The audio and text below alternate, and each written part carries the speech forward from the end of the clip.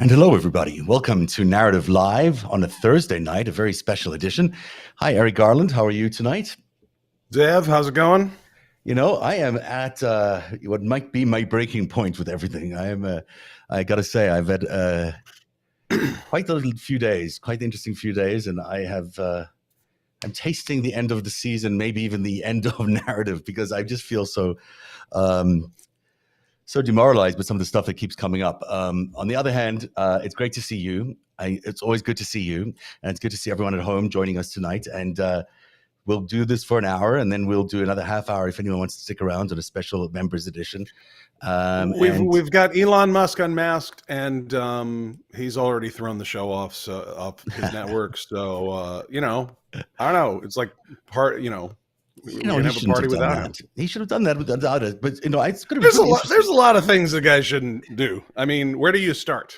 Exactly, exactly. I mean, I went through a chronology of the events that have happened to you and me over the last few years, related to all the people related to Elon Musk and Rupert Murdoch and company, and it's quite an interesting timeline I'm going to share with you later on. It may, in fact, make you a little.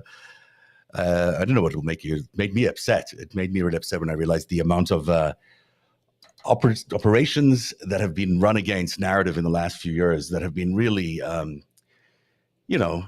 beyond reasonable. Certainly not American. Certainly not in defense of anything American. Certainly not in defense of any notion of freedom of speech or anything like that. I mean, I get that we're in an information war, but you and I have been victims of a lot, and continue to be victims of a lot. And I'm not one to be out there crying out, "Hey, I'm the victim." But in this case, there's a lot of victimization happening here, and a lot of people trying to get us off the air, trying to intimidate us, trying to destroy our lives, trying to destroy our careers.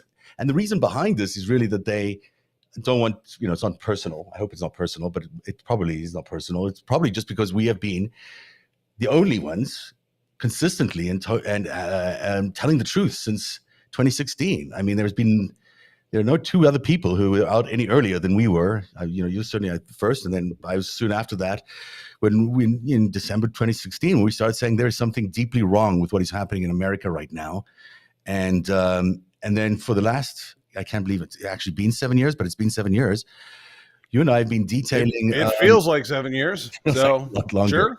You and I have been detailing in great detail what's been going on, and there is an attack on America like we've never seen before, an existential threat to America. An attack on democracy. Yes, well, on what America stands for, I should say. The ideals that America stands for, which includes things like, which I hold, cherry. I haven't grown up in an autocracy like South Africa. I value the things that America brings to the world enormously. I value the notion of freedom of speech, freedom of association, freedom of, doing whatever the fuck you want, really, because as long as you're not hurting anybody. That's what I spent half my life moving to America because of. I didn't have that growing up. That's what I needed, and that's what I wanted, and that's why, I moved half around the world to get to America. And so, to find America not only under attack and to find those values under consistent and attack as they are right now by so many nations around the world, by so many networks around the world, by so many powerful forces around the world, it's really easy to get demoralized. And I worry that people aren't really aware of what's going on. They're just sort of going with the flow. And this is not a time to go with the flow. This is a time when you realize that your way of life, your existence, the way you've been, everything about your, everything you've known is at risk. I mean, and that is not an overstatement. That is exactly what is going on. Everything that you know in your way of life is currently at risk. Well, and has been for a while. And when I did the first my first major thread in December of 2016. I end with a lot of American ideals, platitudes, maybe platitudes. But I talk about the ideals that America stands for, and I think if you really understand and love America, as I do, being a native-born American whose family turned up in 1600s in Massachusetts and helped chart New Hampshire, and stuff like that. We've been around for a while, and I've never lived anywhere else. But if you really know America, you know that nobody's ever lived, like, we're based on values nobody's ever really lived up to. And that the guys who wrote the most soaring language in the foundational documents, were a small group of slave owners who mostly wanted to protect their interests from abuse by the British Crown, and that they did not have for their intent for everybody to live in freedom. Those were certainly the words of Thomas Jefferson.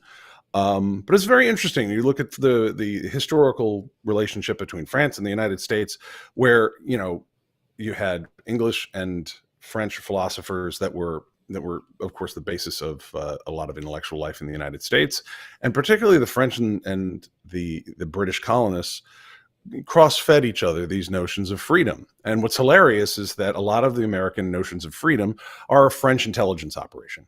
Where Is that right? Oh, absolutely. Who do you think? It's not thought of that way, right? But who was running Mr. Jefferson there? Who had the biggest influence over them? Well, he liked France quite a bit, but there's no question. I mean, this is not conspiratorial at all. France was celebrating and financing the popularization of American radical philosophers, like Tom Paine and Franklin, Jefferson, and these guys. They were diplomats to that country, and the French aristocracy. Of course, these guys send us, we've all seen Hamilton, sent us guns and ships and the Marquis de Lafayette, all that, we could not have pulled off America without France. And they were very crafty about it. And so were we. What's also by the wealthy people of Britain, isn't that also that the wealthy people of Britain also supplied a lot of the weapons and the food supplies, and that, in some ways, Uncle Sam was a bit of a mirage created by the Brits.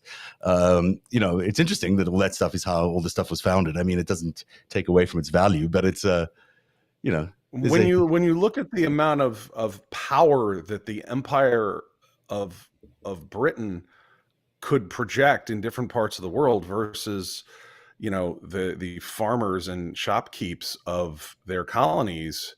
Something else was going on. But when you look at the timing of 1776, the War of Independence in the United States breaks out, and 1789 there's the French Revolution.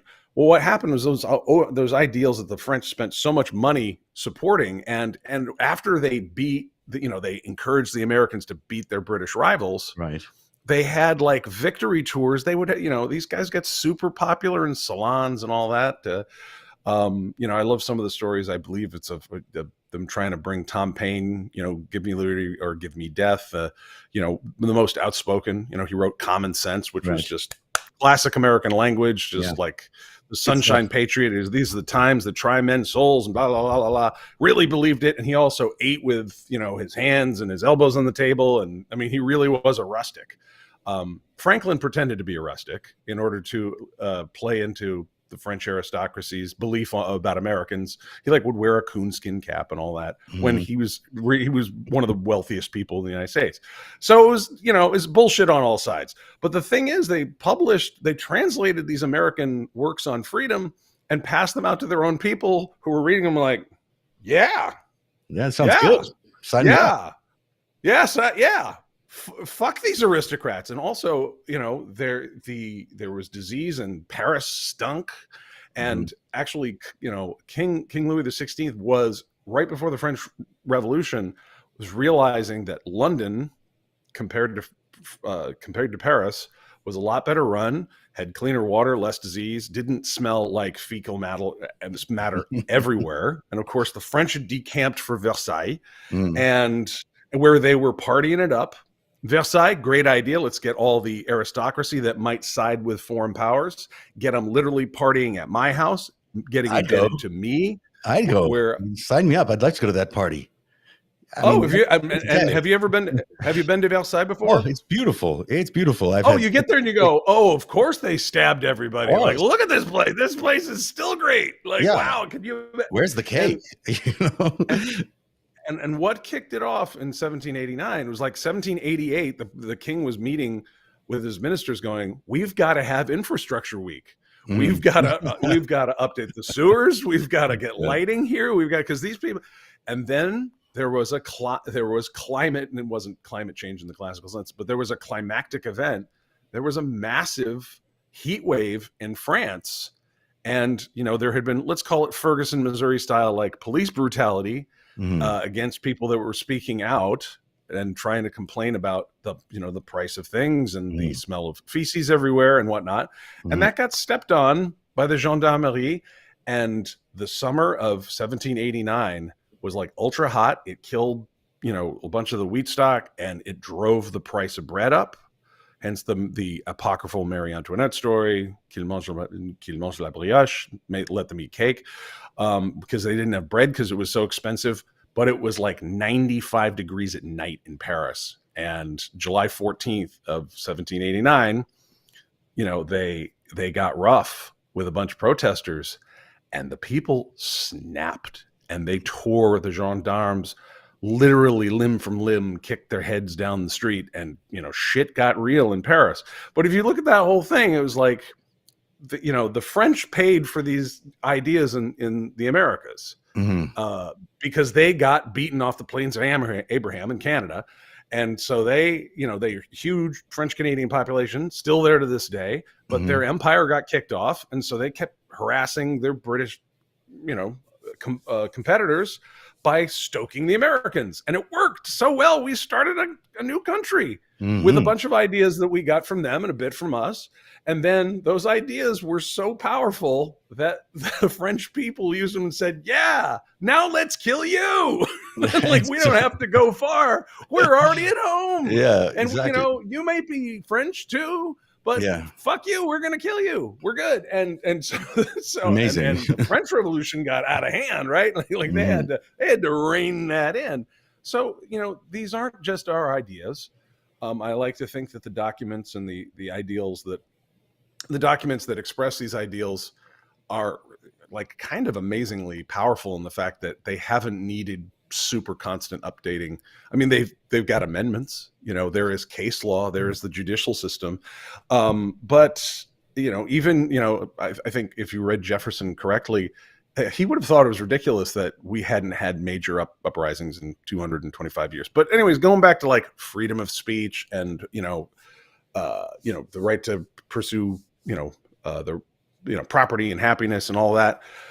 They said we hold these truths to be self-evident, Mhm. and which means they're a universal declaration. And when the French Revolution came around, it was the universal declaration. Everyone should have the right to this. So Mhm. if you look at the conflict that we're having here of late, there's a lot of people that don't like that, because slavery apparently is awesome if you don't have to do the work and just stuff just shows up. So to this day, there are some people who still like slavery and still like autocracy. And, Hey. we and they want to own telecommunications networks. They want to own politicians. They want to control things. And whether it's they use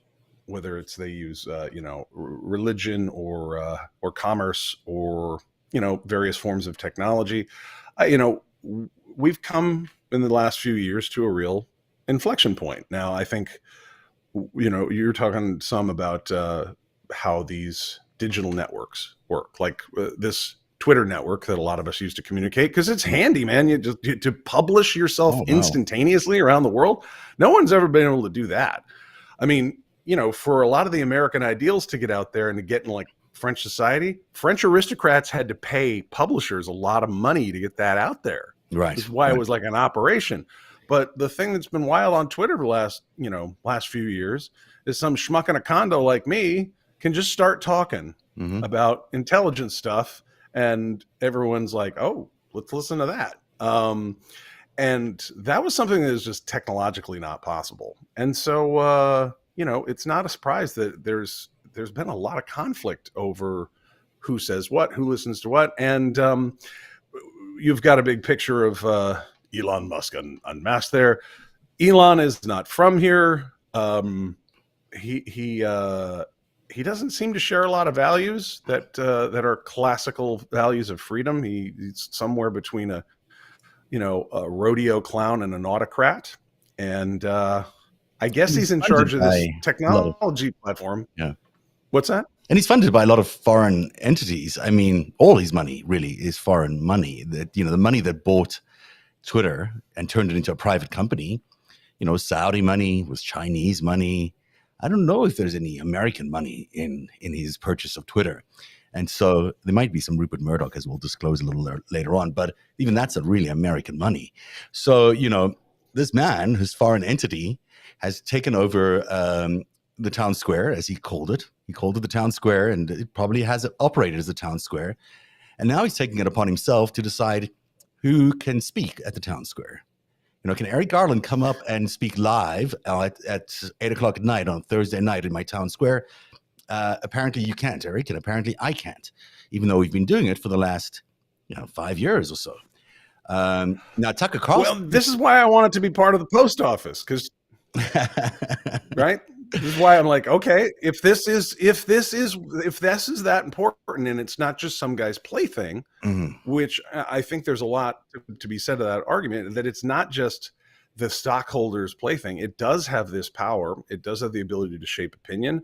We know from all the stuff that went down with Facebook that we really didn't understand prior to Trump being elected, kind of by a great surprise, that, oh my God, these social media platforms are different.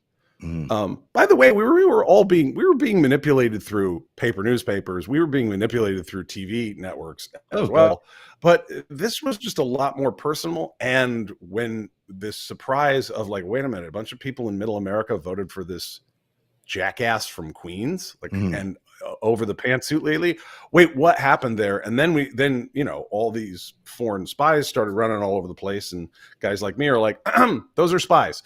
And this was a spy operation in part. Then it's like, then we start learning about Cambridge Analytica. We start learning about, wait a minute, they took all this profile of us as individuals and mapped out who we talked to, that we gave everybody this information about us. And we didn't really ask if there were any laws in place that would constrain the use of that on our kids, on our parents, on us, or anything. And it got, they started playing with that toy in the mid 2000s and started getting better at it. And then next thing you know, people in Alabama is like, I sure like that fella from Queens, that big mobster talking guy from New York City. Is like, wait, when did this become a thing? And then we started looking at it, and it's like, we don't have, like with most technologies, we start by the innovation of it and we get to the rules after. I'm glad you went here, because AI for me is one of those tools where, we're now getting the consumer versions of AI being handed to us, and they're remarkable. I mean, it's incredible what this technology does. It's terrifying to anyone who spends a lot of time on it. You can see how dangerous it is to society in every which way. Yet it's being universally forced down our throats in every platform known to man right now. No matter the technology platform you're used to using, it's now using AI to do things for you. It's all happened in a nanosecond. Now, in my mind, this technology has probably existed a little bit before the consumer version arrived here in the United States. And it wouldn't surprise me if that attack in 2016 on American democracy that involved Twitter, that involved Facebook, was also run by artificial intelligence. Only they had it, we didn't. So, you and I and a motley crew of other citizens were putting up a brave fight in the early days of all of this in 2016, 2017 and onwards, fighting against a machine that is probably the most awesome technology man has ever invented, and was able to elect someone like Donald Trump through manipulation of social media and data and what have you, and has only gotten better over the years. And now it's not only gotten better over the years, the owners of that technology now own the platform. They now own the town square where they can run that technology and determine exactly who speaks and who can't speak, whose ideas are valuable and whose ideas aren't valuable, and whether people in America should really have free speech or not. Is it the machine who's choosing who speaks, Is it Elon Musk who's choosing who speaks? Who is ultimately determining what is valid and what isn't valid? And in a world where you've got so much propaganda, and there is so much of it, are we just going to get drowned out by artificial intelligence-made propaganda that the motley crew of you and me are just going to be, lone voices in the wilderness while 99% of what is out there becomes artificially intelligence-driven content? So, this may be about you and me personally right now because, hey, we're upset that we can't get narrative on the air. But the truth of it is this is much bigger than us. This is about freedom of speech. This is about whether we, as individuals, have a right to speak out, to tell people our views, to learn things about society and about the world and the news that we want to share with people, as journalists have done for centuries, and being told that now that we cannot do that. He is not God. He is not even American. He should not be determining whether Tucker Carlson gets an 8 p.m. vehicle on Twitter versus Narativ getting an 8 p.m. vehicle on Narativ. That's not his decision. And yet here he is, emboldening himself as king of the town square, telling everybody who is allowed to speak and who isn't allowed to speak. And he has no right to do that. And, he might seem like a nice guy to some people. He might be like a smart guy. Who knows? But he certainly is not the arbiter of truth or the arbiter of speech in America. So do you want to take this from like a media in America history perspective or a technology policy? We can go your anywhere. choice. I got tons of things to go through about this tonight, but you go and you take it wherever you want to take it. Okay, let's disabuse ourselves of the notion that any political speech has been untouched by malign forces or subject to any standards of purity.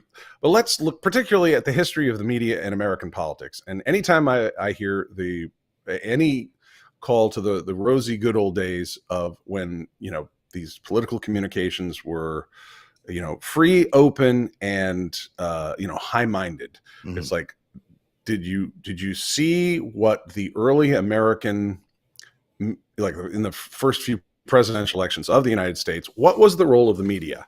Guys like Hamilton and Jefferson started newspapers to call each other terrible things, and they would hide under anonymous profiles.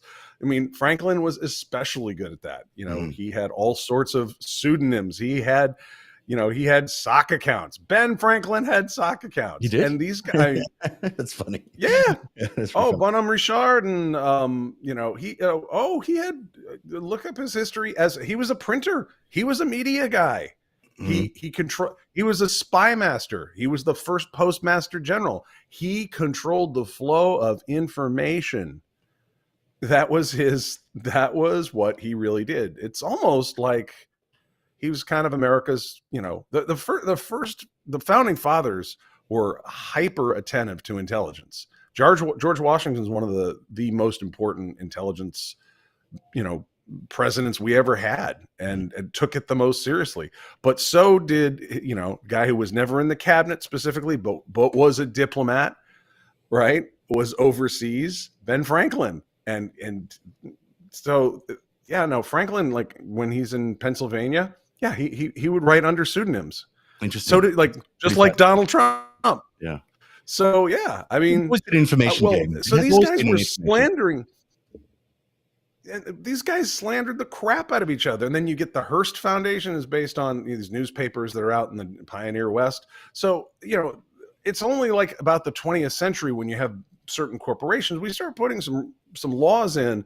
You can only own so many. You can only own one television network in the same area. But those things were working on a technology of broadcast of we're going to send a signal and anyone physically close enough can pick it up, which went on until the 1980s or 90s in the United States, right? Broadcasting. We just cast it out broadly. It was only the 20th century when we started putting, some rules around it, like the fairness doctrine. Like, wait a minute, this is based on physical principles and not private ownership. And so, legally, nobody owns those frequencies, but the government decides who gets which frequency. Well, if we all share this, then there can't be one angle on things. But before that, people use these newspapers to lie about each other, to slander each other, dirty politics. And it's really only in the radio and television age when we started trying to play fair and support democracy in that way. And then Fox News and cable. It's always been like this. This has been the game that people have been playing forever. It's been about news. It's been about ideas. It's been about sharing those ideas. It's been about information. There's been foreign influence up the wazoo in all of this forever. It's just social media was different. Social media allowed everybody to have a voice, and it allowed them to create the other side, the adversaries, the foreign nations, to create avatars of themselves, that were in the thousands, in the hundreds of thousands, pretending to be Americans, pretending to have opinions about certain things, endorsing Donald Trump, retweeting Donald Trump, reliking Donald Trump. I mean, it created a mirage for all of us, believing that there was such a groundswell of support for Donald Trump that it actually created the groundswell. And that is oftentimes how things happen in these political operations. But it's so new to us. We haven't even had a chance to even recognize what has happened to us since 2016. And yet the pace of their attack continues at such a great pace. And we're seeing it now with Elon Musk and his urgency to kick Narativ off the platform, to have this alliance with Rupert Murdoch, which we'll go to in a bit, with Tucker Carlson suddenly appearing on the network on Twitter to great endorsement. I mean, I don't know if you saw the announcement from Elon Musk when he put out this information the first time about Tucker. It's kind of stunning how he is not only endorsing what is a really controversial figure who was just discovered by a court to have lied to the American people repeatedly about the January the 6th, about the elections and who won the elections, lying to them bold-facedly about everything regarding those elections and the voting machine fraud and all of that. He created this incredible lie and was part of this team that perpetuated that lie. And, it was the reason that Fox News got a $787 million bill.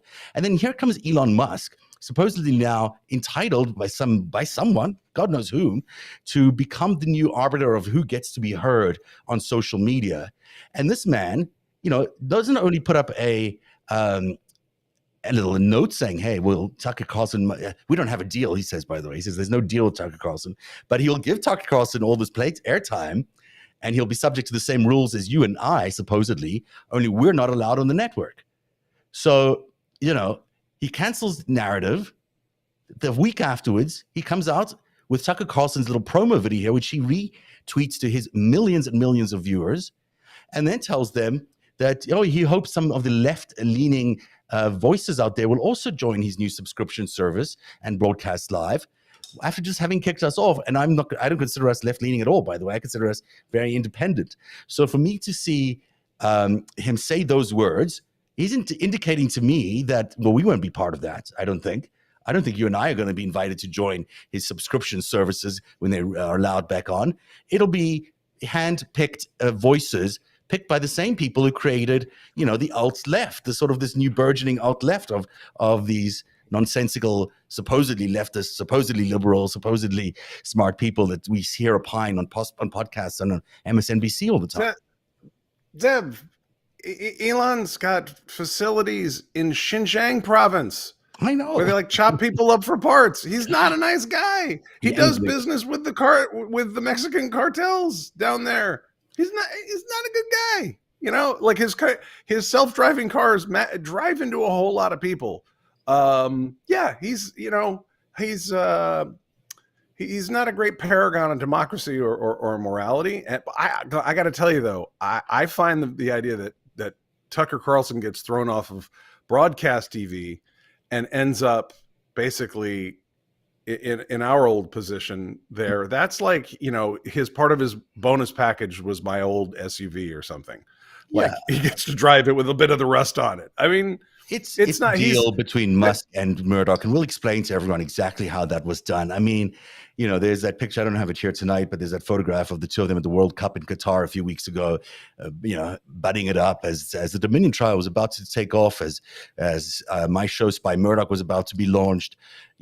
Sure, they're not fans of ours. I don't expect Elon Musk and Rupert Murdoch to be fans of Narativ, but that's not the point about having these kind of social media platforms. The point is to allow everyone to talk. That's the point, and not to act as censors, not to act as rulers of what can be heard and what can't be heard. They're creating a state propaganda machine, not for the American state, by the way, for the Chinese and Israeli and Russian state.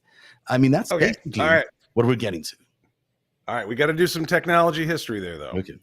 Every time there's a new communication technology of the modern sort, people constantly make these very optimistic forecasts that they're going to be used for free education and world peace. And they always get used for warfare and pornography. Yeah. And I mean, the thought, there were forecasts back when the telegraph emerged. There were forecasts by experts and these technological philosophers who are like, look, we'll be able, these diplomats will not be, obscured by the fog of war. It's like, yeah, but no, you can use these to communicate tactical troop transports too. Radio, you know what they predicted? World peace. And also now you get onto, we're only going to have like 4 or 5 languages left on Earth because everyone can speak to each other. So we're all going to talk and it's going to be great. And it's not, but you know what else you can do with radio is that you can communicate bombing targets and you can run radio propaganda. Then you start cinema, television, and like who gets their hands on that stuff first? The Nazis, the Soviets. And what do they do with it? They create these just satanic algorithms, Leni Riefenstahl. I don't know if you ever studied Leni Riefenstahl's films. No. And whatnot. No. Maybe. I mean, she was an incredible Hitler's filmmaker influenced cinema for a generation. I mean, she came up with just brilliant techniques of cinema, like, shots from an upland, there were ways to make Hitler look more powerful and persuasive than he really was. And she used media technology for that. And then, after that, we're like, all right, we got to, when we see crap like that, we got to stomp down on it because that shit is dangerous. But everybody starts out when there's a new technology is like, there's no regulation around it, just like there wasn't with cars and opiates and cocaine, put cocaine in kids' cough syrup, stuff like that. We start out, technology is in a wild west, and there's not regulation, and the regulation to create some safe rules for society come after. And so we kind of got our arms around that with mass media, and social media is fundamentally different. And it's true, like when foreign powers were like sneaking in money to pay people to say certain stuff, or, those social media platforms were global, which is really cool because, some of us got to talk to our friends in other countries for free, whereas it used to be incredibly expensive. Well, we now can have people in Moldova. Oh, and we want freedom of speech. So whoever you want to represent yourself as, right? And if you think about like a lot of the discussion about, trans people wanting, hey, don't tell me what to call myself, and I think that's a very humane angle on that. But that also applies in terms of your rule set to Moldovans sitting over in Moldova, pretending that they're angry black people in Ferguson, Missouri, and they're not. And we, it's like, shit, what do we do? Do we force people to say exactly who they are? Do we make them give a thumbprint, a blood sample to get on here? That's the work of legislators. And, it's really messy. So I get it. I get that there's a world of complication around social media. I get that. But I think what we've seen here is a weaponization of this medium right from the very beginning. And America was attacked in a very brutal way. And it led to the most difficult presidency of American history. It led to, I cannot believe CNN had Donald Trump on, especially in the way they had him on last night. It's astounding to me that no one has learned the lessons of 2016. And we are going to head right into the same challenges again. Only now, Twitter isn't free. The one platform that was free before is now owned by a crazy megalomaniac, cartel partnering mogul. And we're going to, head into another conflict in 2024 where, Joe Biden and the so-called Biden crime family are going to be, they're going to seem like the most vicious criminal people in the world to most people because of the propaganda efforts of China and Russia and Israel against American people. And it's all going to be propagated by Tucker Carlson and Elon Musk on Twitter at a rate that is so exhaustive, and no human being, no hundreds of millions of human beings can combat that. What's coming at us. And we are, again, at the same point we were in 2016, 2015, where we're like, well, that man can't possibly become president, and he might again become president just because of this onslaught of this machine that they're about to fire at America. We think the war is sort of done, and it's not even started. There's been a great presidency in Joe Biden's administration. They've done a lot of good cleanup, but there is a second attack coming. And clearly, as you look at what Elon Musk is doing with Twitter, and what Trump is preparing in his campaign, and what the Republicans are doing in their so-called oversight committees, where they've yesterday had a full-on presentation of all the Biden crime family, laundering of money from China, and how corrupt the Biden family is, which is, we know, completely inaccurate reflection of what the real facts are, but unsupported by the record. Unsupported by the record, but hey, they don't care. They don't care. They're going to put out the slides. They're going to put out the clips, and they'll on comes CNN of all people, of all networks, which no one really watches, admittedly, but still, having not learned the lesson of Jeff Zucker in 2016, now parades Donald Trump in front of a home crowd of his own hand-picked audience to sit in front of him in an hour-long town hall with Caitlin Collins, of all people, at 8:00 at night, just delivering a bunch of propaganda. He's not even the candidate. Okay. He's not even the nominee. He's not even No, hold on. He filed to be a candidate. Yes, he's a candidate. Right after. One of many. I've not seen town halls given to anybody else. Have you seen any? Oh no. I ain't running interference for CNN. That was crazy. I was like, and I still look, I may understand, the history of the Telegraph and and stuff like that, but I don't get what CNN just did. And Caitlin Collins, of course, got her start working for Tucker Carlson. I don't agree that we're in the same vulnerable position that we were before. I think we're at this place where we've learned that there's something up with these technologies. We're learning why we lost the ability to talk to our uncles and our dads and our friends from high school. We're learning why that not everybody online is who they say they are. In fact, there was we didn't know what the hell Cambridge Analytica was in 2014. We didn't know it was possible, right? We didn't. We also, and we do now. Now, do we have the immune system, and do we have and I definitely I want to lay out, it is not just America under attack. It is Canada been under attack, Britain, France, Nigeria, Sierra Leone, South Africa, everywhere, Brazil, you name has been under attack. But don't if you're hoping for Canada to, or anybody else, I mean, the strength of the Chinese invasion of Canada has been so tremendous. This is and I live up here. I can tell you, it is a Chinese operated environment we live in now. It's not the same environment that it was before, and for better or for worse, they have decided to hitch their carriage to the Chinese horse, and that's what's been happening here in Canada. It's very disturbing when you watch what's going on. It's very disturbing to think about America as being the only country that can defend Canada, really, and the only country that is required, or it isn't required, but it's the only country that has any defense agreements with Canada, and that China is so emboldened in Canada and right on the American border. And yet the attacks on the American society are continuing. The attacks on American democracy are continuing. I'd love to be optimistic and to say to everyone, hey, it's now easy and you can all rest and be, having spent the last 7 years covering this intense war and fighting this intense information battle, I don't see us nearing the end of this thing. We are in the middle of a giant, historic a battle of the ages between two massive superpowers, and we are on the losing end still right now. Because if we were on the winning end, we would not still be trying to recapture the territory that we've lost.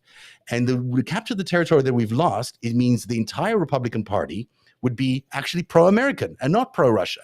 You would not have Donald Trump on TV last night being pro-Russia in the war of Ukraine. He would be pro-America in the war in Ukraine.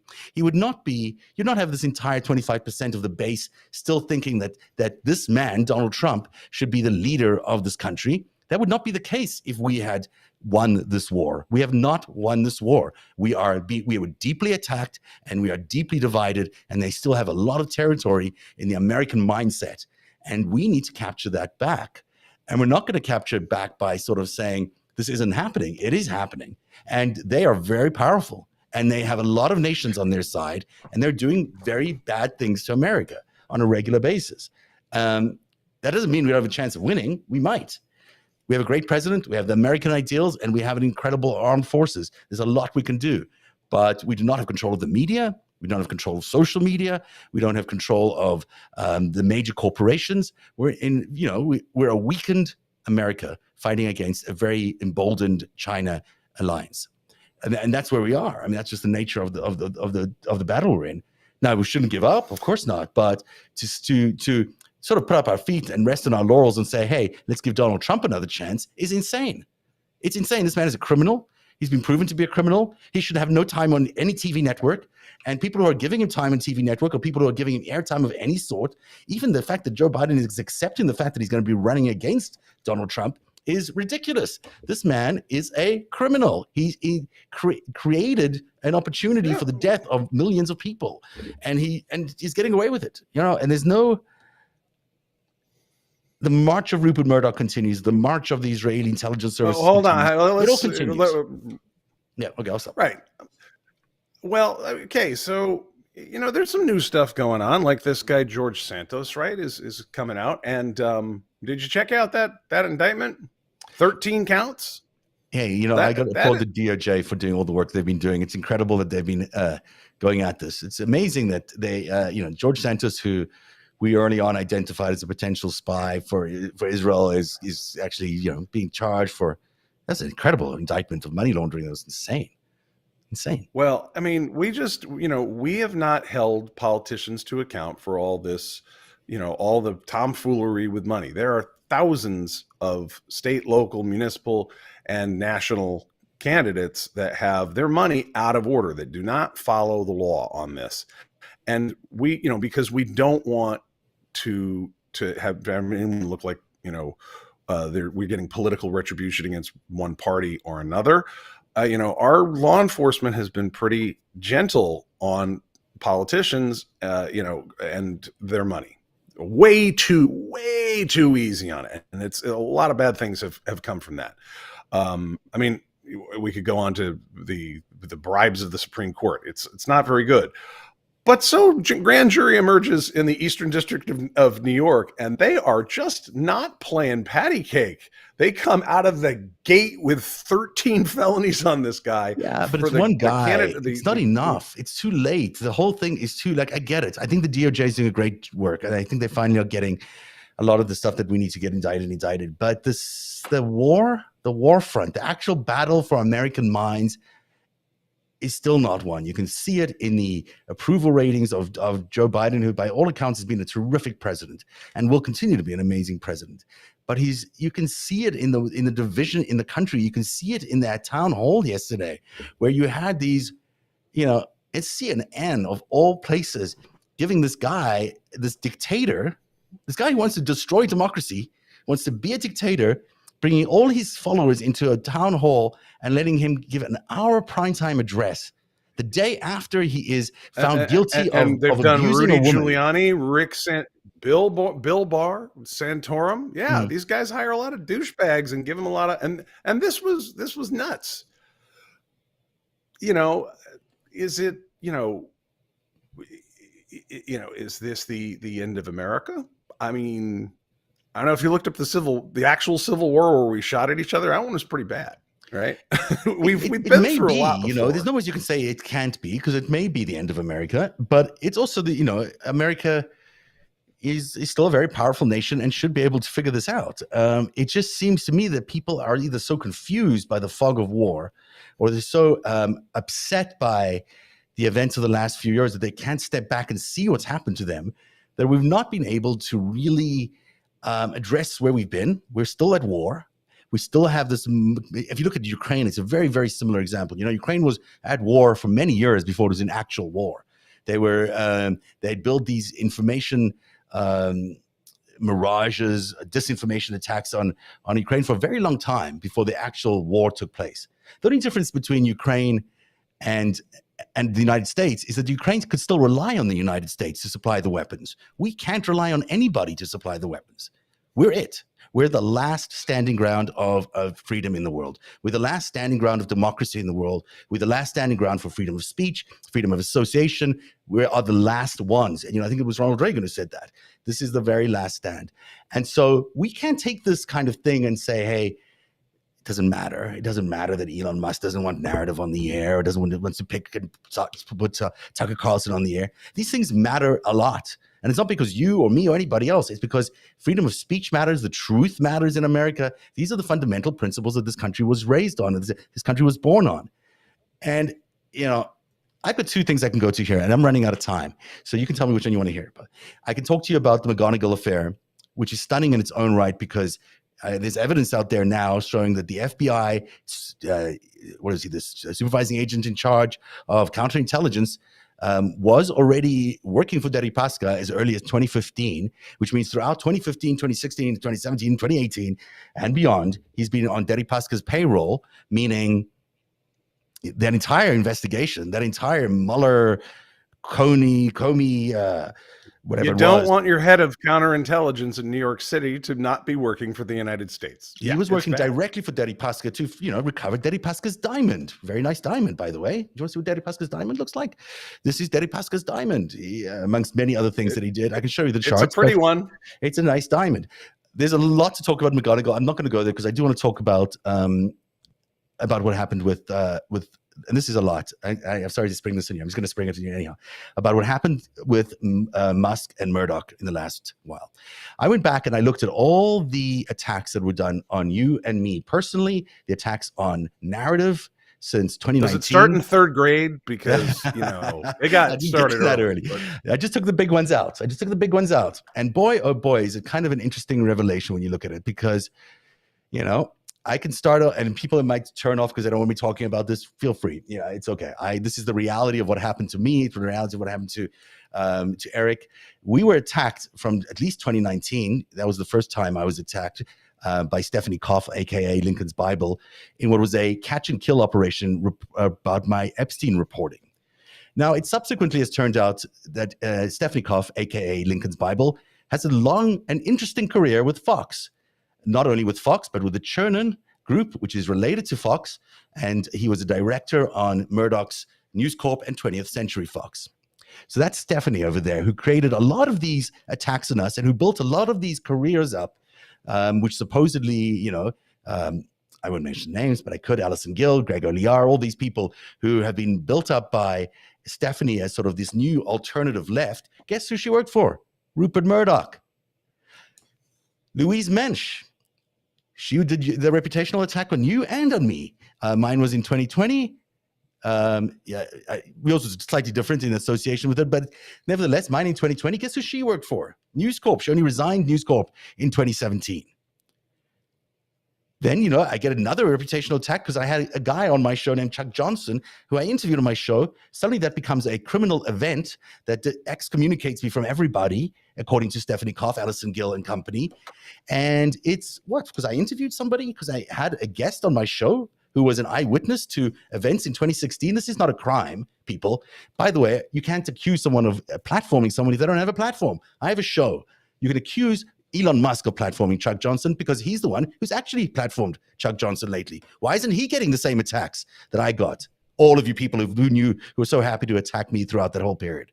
So let's just put it clearly. Louise Mensch, Stephanie Koff, Alison Gill, that whole crowd is a Murdoch-created enterprise. And you might think, well, that's maybe they're associated, but they're not directly involved. But the evidence is in front of you.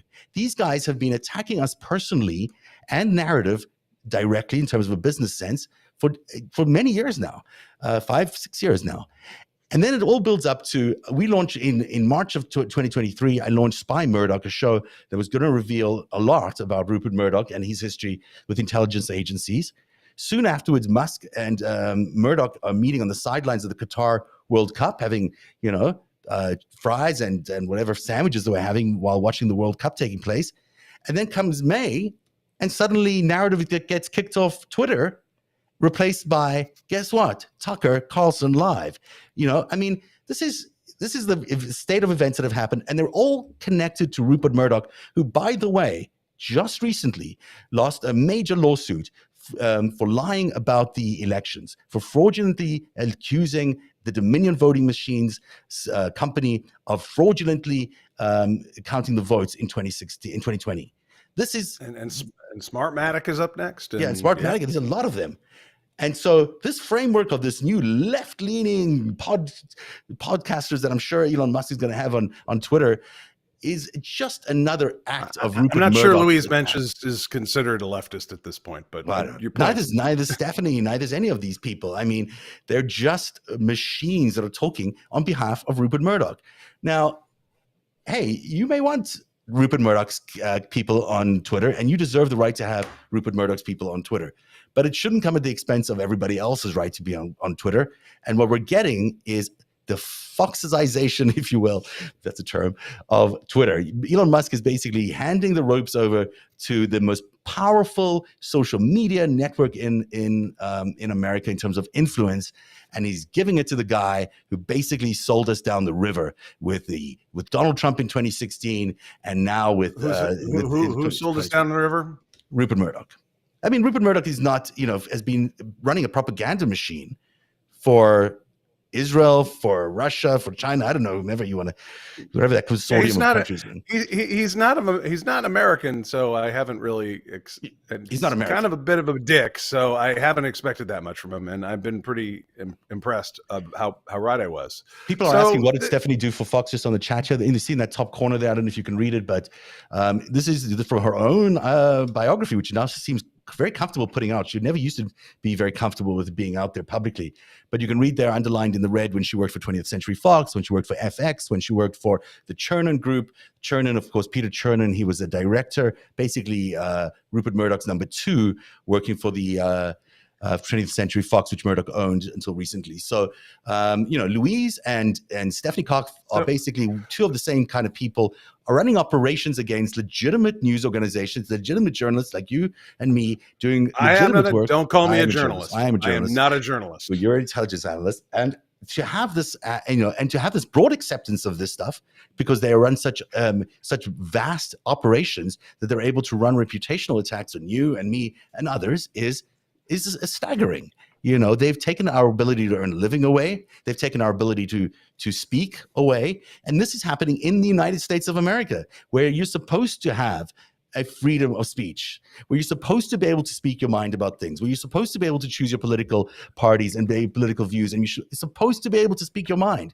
And these guys, and I'm not sure any of them are really American, are out there trying to destroy this fundamental value that is American.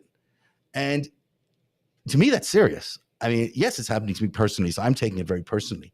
But I'm also saying, because I'm not sure I can do this anymore. I'm at my breaking point. I do not think I can continue doing any more of this, because the attacks are so painful and they're so hurtful time and time again when they come at you and they destroy everything you're working towards, and they're destroying everything that you're trying to build. And so what's the point of keeping on going? Because the might and power of the billionaire from Australia. What's the point of keeping on going? Yeah, what's the point? I've got a fridge that has the pay stubs of my grandfathers who fought in the Revolutionary War and the Civil War. My grandfather who fought in the Civil War gave a leg. When we've all been willing at all times to give a life, I have nowhere else to move, so I'm dying in this war, whatever it is. So that's why I'm dying right now. I'm dying right now because honestly, there's too much. It's impossible to live your life, when you've got organized intelligence operations running against individuals who are doing their rights as Americans. These are intelligence operations that are being run against individual Americans by billionaires like Rupert Murdoch and Elon Musk. So that's why we need these networks to be run by the Postal Service, started by Benjamin Franklin, ironically enough, and we need actual counterintelligence that sorts these things out. So I think there needs to be also some update to defamation law, and that's gonna come state by state. They're not federal laws in the United States. They're different in Canada. They're different in the United Kingdom. Different in South Africa. They're different in all sorts of places. I think, as somebody whose harassment for speech in this area started way before June 2019. I wake up from doing my thread, and Glenn Greenwald is on the spot the next morning. The notion of what defamation is very specific, and we're a country that has free speech, and I think it has to be specific. However, it really hasn't caught up with a lot of the realities here. As I said, technology, it usually doesn't. So I think we need the feds running the networks so that they're not owned by the Saudis, because I think we all agree that the Saudis and the Chinese probably shouldn't own our telecommunications networks in this country. And then, things our social media networks should not be in the hands of foreign billionaires. I mean, it is unacceptable. They should maybe not exist at all. I don't know. I think I'd rather that than they continue to exist in this form where they're just going to become propaganda machines. I mean, if that's what Elon Musk is turning Twitter into, a giant Fox News propaganda machine that is going to be a monster compared to the original Fox. I mean, can you imagine the scale of this thing? This is going to be Fox on steroids by the time he's done. And if that's what he's turning it into, then they should tear it down. They should expel him from the country. What is he still doing here? Why is he running Elon Musk? What is Rupert Murdoch still doing here? They're running Murdoch has a citizenship. Operations. He's a citizen. But they're running intelligence operations for foreign countries against American citizens. That's 18 U.S. Code 951. What are they doing here? What are they doing here? They're up to no good. I think we've established that. So again, I've got that.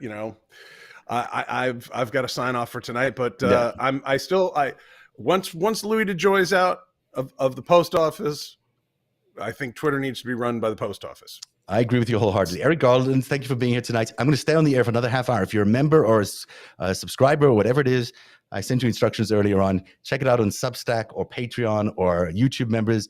I'm going on for another half an hour, and I'll try to keep it sane and simple. I hope I can. Eric, thanks for having me, as always. And I'm glad to be here. Okay, bye-bye. One day, you'll tell the story of autocrats, crooks, and kings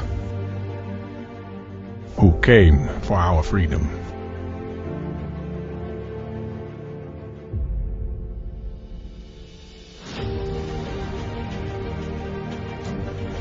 A story of citizens who stood up to tyranny and won.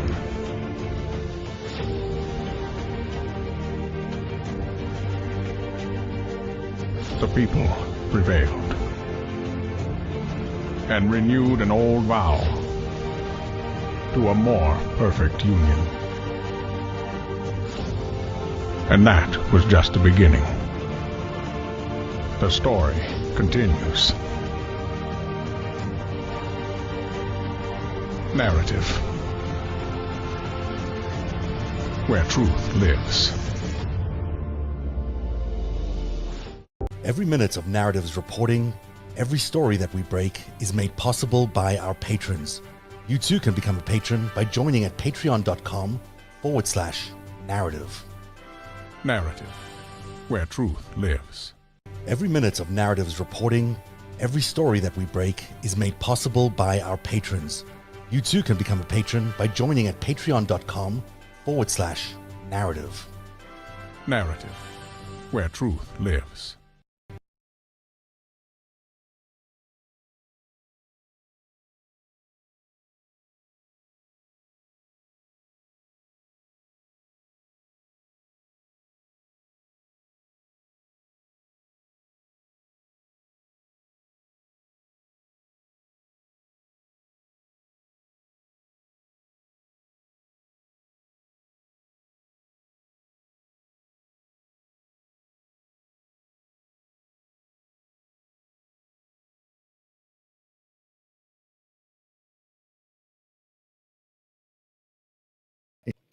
All right. I think this is now working. I hope it is. I'm going to double check. I've never done this before, so it's a brand new stuff. We're going to do a half hour here where I just get to talk, take your questions live. It's for members only. If you're a member of Patreon or our new Substack page or on YouTube members, it means you're watching this. I hope there are people actually here. I just got to log on to make sure that I can see your questions.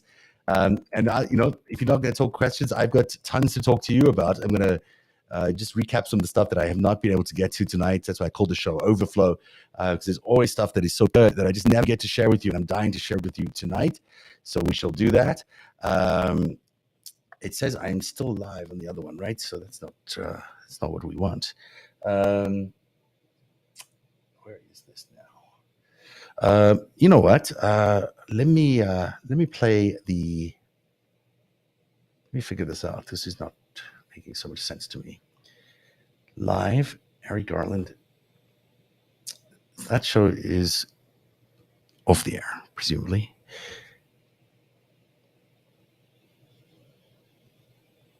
I guess I can't see it because I'm not a member yet. Or am I a member? I am a member. I just got to sign them differently. Anyhow, guys, I'm sorry about this. I'm going to just take another minute here just to quickly do one more page update. And if you're watching on Patreon,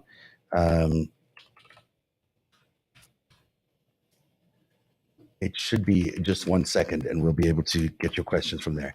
I thought Eric was amazing tonight. You know, I love his historical references. He's so good at breaking down for me things that I've just didn't know. You know, things you just aren't aware of. And I didn't know the whole history of the French involvement in terms of an intelligence operation around how we got the United States of America. It's fascinating to learn that.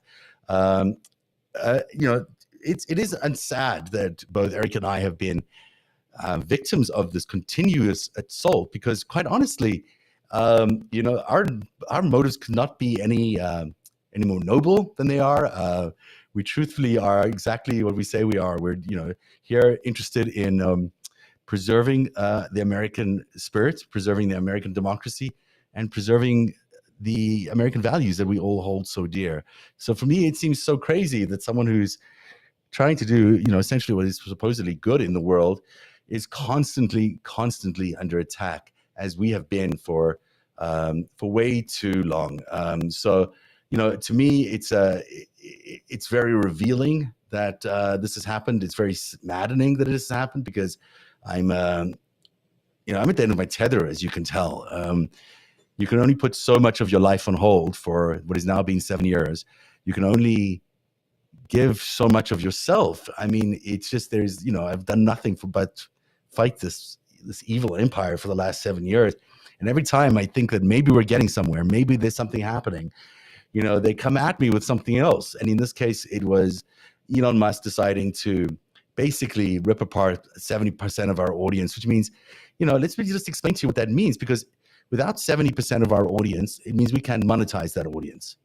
So that is really difficult for us to survive. I make about, I'll be completely frank with everybody here, about $2,000 from everybody who donates to the show. It's really not enough to live on for anybody, but that's what I have to survive on every month because of what you guys are there very graciously providing and sending me your patrons, your patron donations, and also your subscriptions. But it is only $2,000 a month. Plus, there's a whole lot of infrastructure that I got to run for all of you to make this stuff happen. I mean, there's websites, there's this technology you can't see in front of me, that's just quite impressive, but it also takes a lot of effort to make all that happen. We are constantly having to stay ahead of the news, which means we can't really get much sleep. You're constantly on it all the time. Since 2016, we've been running these disinformation interference attempts. So we're running interference on disinformation assaults that are happening to the United States. And it's been done in a very sort of disorganized, motley crew kind of way, because that's what happened in 2016. And I can't continue to do this. I'm at my wit's end. I've given up a huge chunk of my life to this organization, to this ideal. But on the other hand, I can't give up any more of my life to it. And when someone like Elon Musk and Tucker Carlson come around and destroy everything you've worked for, it's pretty annoying. It's pretty annoying. It's not like I have, I don't know. It's not like I've done anything to deserve this, in my opinion. In fact, I'm sitting here talking to myself, as it looks like very few people have found us on the Overflow chat. So if you're there watching on the other platforms, we'll find out in just a second. But on YouTube, we are currently still just us, and no other people are watching. So that's, tells you how hard the struggle has been. Nevertheless, I'm going to continue on for half an hour because I can spout endlessly. I just wish I could see everyone's comments because I can't see anybody's comments yet. So if you're asking me questions on any of these Stage 10 chats, some of these, there have been chats that you have to go to on the narrative.org/TV site, narrative.org/TV. There's a backstage chat there. Maybe all this is just too confusing for people. Maybe it's not. I'm going to continue talking for half an hour because I got things to say. So my plea to everyone tonight is I don't know whether we continue to do narrative. I don't know whether we survive this Elon Musk, Rupert Murdoch assault on our ability to earn our living and our ability to exercise our free speech, our ability to exercise our political know-how and our political rights, our rights to be citizens who have an opinion, who can share those opinions, and who can provide a service to the American people, which has been, to my knowledge, the most accurate, up-to-date, way far ahead of everybody else reporting on what has been going on since 2016. It is no surprise to me that people want to destroy my ability to do this. I get that. Of course, they don't want me doing this, because by doing this, I present a real challenge to them. I've been exposing what these billionaires and these foreign nations have been doing to America for 6 years now. I've been a thorn in their side, and they've not been able to shake me. And I get that that's a real challenge for them. I am not about to give up, but I am at my wit's end because I don't know how I can keep fighting this fight against these monoliths, these giants. One person alone is not going to take on Rupert Murdoch or Elon Musk and create a system of free speech in America. It requires many, many people to move that fight along. It requires people not to buy into the propaganda machinations of these so-called alt-left, so-called leftist liberals, Alison Gill, Greg Olear, all those people on the podcast platforms, Glenn Kirshner. These people are people I have had a lot of time and respect for in the past, but if they don't know it, I'm telling them right now that they are pawns in a game to control the American psyche, to control the American the mindset. And you can tell this by the amount of coverage that really exists about what Israel in particular is doing in the United States. It's, I'm Israeli. It breaks my heart every time I talk about this because it's my country too. So to see what's happening there in Israel itself, where democracy is being torn apart by Bibi Netanyahu and his followers, and then to see that same intention being done to the United States by the very people who have benefited so much from America's support over the last 75 years or whatever it is just heartbreaking, because it's not only America that's suffering this attack on democracy. Of course, it's happening in Israel itself. The thing is, the Israeli intelligence machine has been turned on America. And America used to be a part of that intelligence machine. It used to be the greatest asset to that intelligence machine. So, let me just share that with you and say that it's not only happening here, it's happening everywhere. We all have to put up the good fight. But it's heartbreaking to note how little coverage there is of what's really happening. You watch the TV news at night and you see Donald Trump in the town hall. You don't see coverage of the intelligence operations, of the attacks, the constant assaults on our freedoms, on our rights that are happening daily in the United States. It's so much become a war of opinion and analysis to, who has the biggest idea that can shout the loudest every night. That is not what a news is meant to be. News is not about gaining footprint. It's not about gaining ratings points. News is about telling people what's going on, about revealing the truth, about challenging people in power, about asking questions of the people in power, about demanding the truth. And what we've seen through, Elon Musk, just a figurehead probably of a much bigger Chinese operation to really thwart the way the world has worked. And this is what their intention is. I mean, their intention is quite clear. They want us to operate like they operate. They operate a system of intense state control. They operate a system of intense control over people's movements, where they're spying on people on a regular basis, where they're using the social credit system now to figure out exactly how they can, reward people or punish people for things they might do in their private lives. This is not the way America has ever existed. It's not a way America should exist. It is a anathema to think that America is going to become this place.